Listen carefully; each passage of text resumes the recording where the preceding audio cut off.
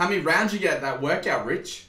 3 rounds? Bruh, I got 7. Call me back when you're good at CrossFit. So many scrubs around here. Jeez. Man, I'm looking good. Woo! Look at this muscle definition. Oi, Tyler, what are you doing on my camera, man? Get off there. Last time I was on there was 200 hours of footage. What do you even film? Get out of here. Man, he's not even got in the right position. What's he doing? Sorry, guys. Oh, man. All right. What's going on, beast? Welcome back to another video. We're going to start a new series today. We're going to get you motivated, inspired, and ready to crush some PRs.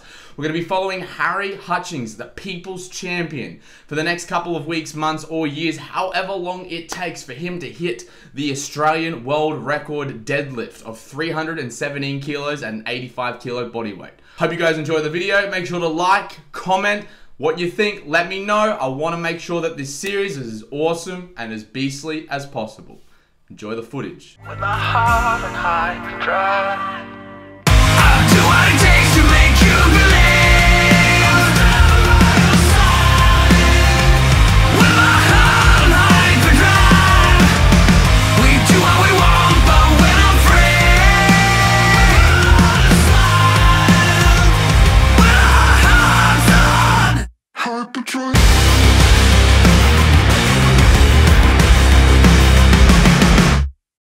Never stop, never settle. I got Henny all in my cup. I'm on top, I'm on a level, yeah. I'm trying to get to the back. Got it on lock, got it on smash, yeah. She trying to holler what's up. Wanting to break the Australian deadlift record started when Evan, Ty and I did the 1 ton challenge. During the video, just a bit of a spoiler, I pulled 250/260.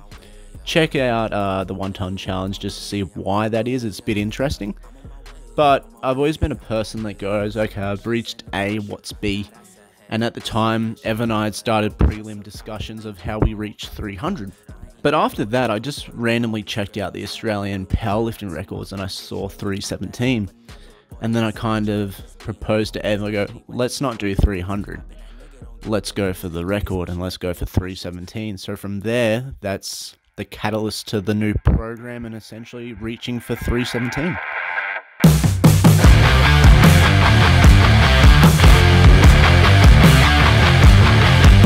My sporting background very much starts from the fortunate position of having parents that encourage sports participation and physical activity. I look back now and I very much realise how much they sacrificed for me and my siblings to play sport.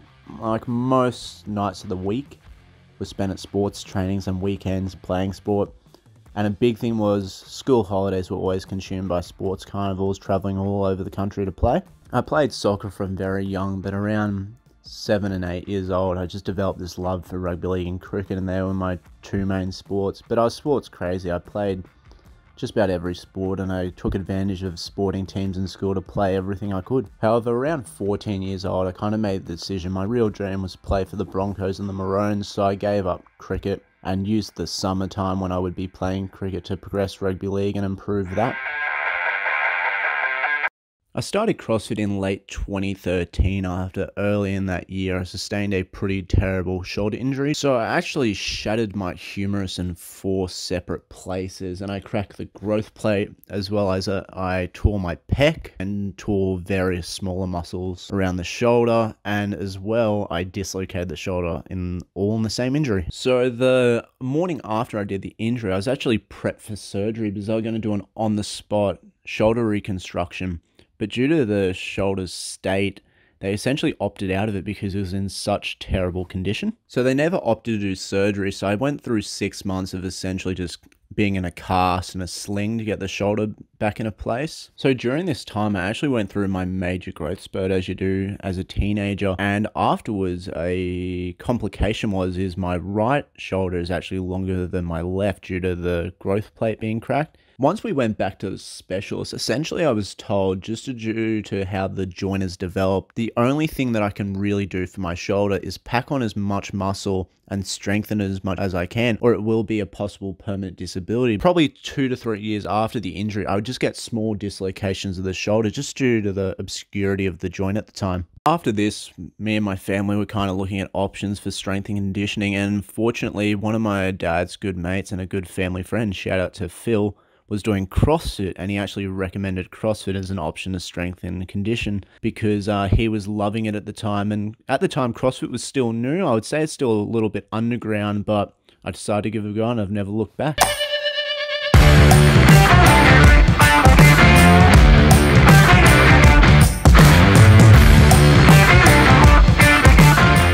I started at 505 as I think I'd reached a point at my previous gym where I really wanted to push myself and see how far I can take CrossFit and just continue with further improvement. For improvement, I think it's very important to train with people that are better than you, that can push you. So I kind of made the conscious decision to move to 505 to help progress CrossFit career, if you can put it that way.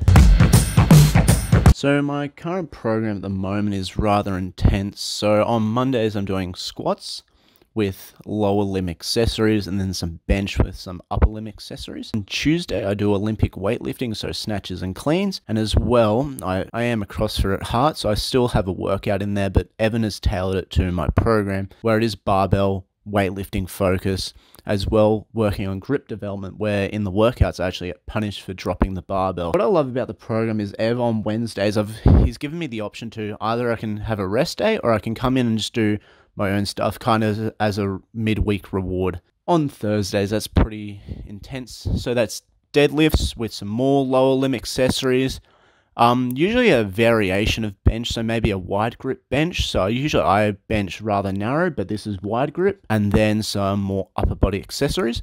And then on Friday, one of the more interesting days of the week, it's actually yoke carry day. So I do yoke carries, a lot of dead balls and sand ball carries and lifts.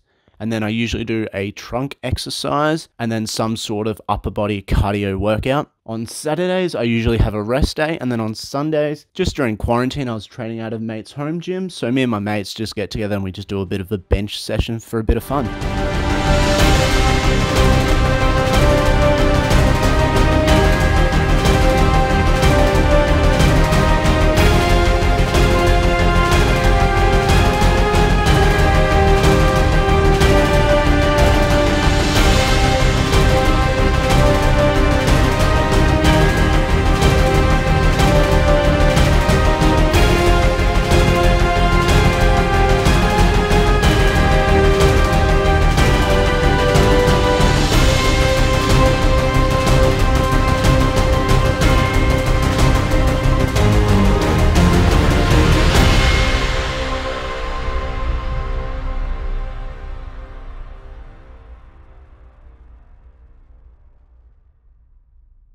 Gripping on deadlift.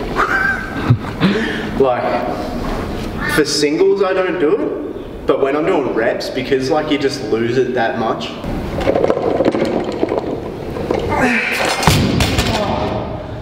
Oh, so much weight.